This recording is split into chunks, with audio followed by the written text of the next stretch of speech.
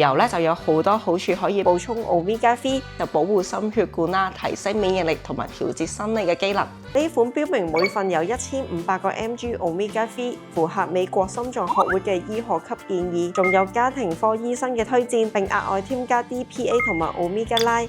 呢種配方咧就比較少見，聲稱可以抑制炎反應同埋抗血黏嘅能力。之前做完激光矯視咧，對眼成日都好乾喎。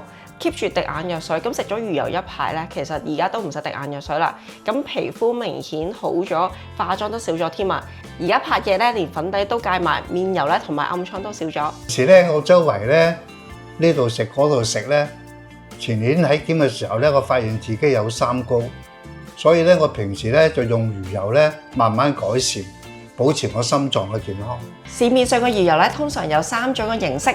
EE、TG 同埋 RTG， 咁其中 RTG 咧就係最接近天然嘅形式，但係坊間好多產品咧雖然都有標示到 RTG， 但係高純度咧先係重點啊！